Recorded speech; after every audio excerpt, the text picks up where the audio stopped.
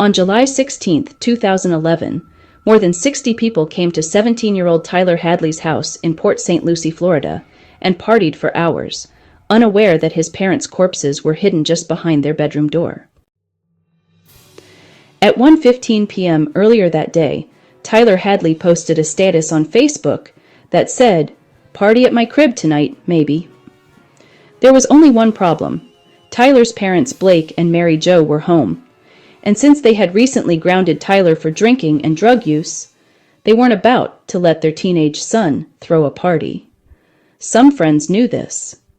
When one asked if it was really happening, Tyler wrote back that he was working on it. But by 8:15 p.m., the party was on. Tyler posted again on his Facebook wall to confirm. When one of his friends asked what would happen if his parents came home, Tyler responded, "They won't. Trust me." That's because Tyler had just murdered both his parents. When he posted on Facebook, their bodies were barely cold, and the high schooler wanted to throw a party at the crime scene. Blake and Mary Jo Hadley had worried about their son for years. They had taken Tyler to a psychiatrist and turned to a substance abuse program for help. Nothing worked. So when Tyler drove home drunk one night, Mary Jo took away his car and phone as punishment. Tyler told his best friend Michael Mandel that he wanted to kill his mom. Mandel brushed off the statement as something an angry teenager would say. But on July 16th, Tyler made a plan. First, he took his parents' phones. Then, he took some ecstasy and found a hammer in the garage.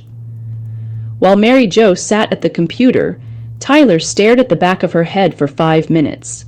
Then, he swung the hammer. Mary Jo turned and screamed, "Why?" Blake, hearing the screams, ran into the room and echoed his wife's question. Tyler shouted back, "Why the fuck not?" Then Tyler beat his father to death.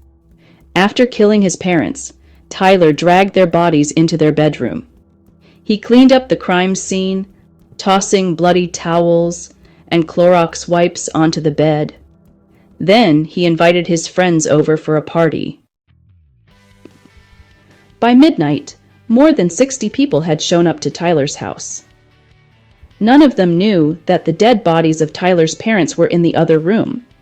High schoolers played beer pong in the kitchen, rubbed cigarettes into the walls, and urinated on the neighbor's lawn. Later in the night, Tyler told his friend, Michael Mandel, that he killed his parents. Michael did not believe him at first, but Tyler took him to his parents' bedroom where he had stashed the bodies. Michael left the party and called Crime Stoppers to report the murders. Police rushed to the Hadley house. When they arrived, the party was still going on, and Tyler claimed his parents were out of town and refused to let police in the house. But they made an emergency entrance despite Tyler's protests. The police found beer bottles all over the house. Unrolled cigars littered the floor, and the furniture had been tossed around. They also found dried blood on the walls. When police forced open the bedroom door, they found dining chairs and a coffee table tossed on the bed. Under the furniture, they discovered the body of Blake Hadley. Nearby, they also found Mary Jo's body. Police arrested Tyler Hadley for murder. 3 years later, a court sentenced Tyler Hadley to life in prison.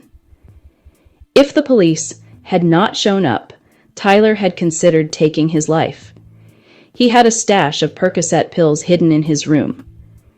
While in jail awaiting sentencing, Tyler signed autographs for fellow inmates. He would take a news article about the murder and write "It's Hammer Time" across the article and sign with his self-proclaimed nickname, Hammer Boy.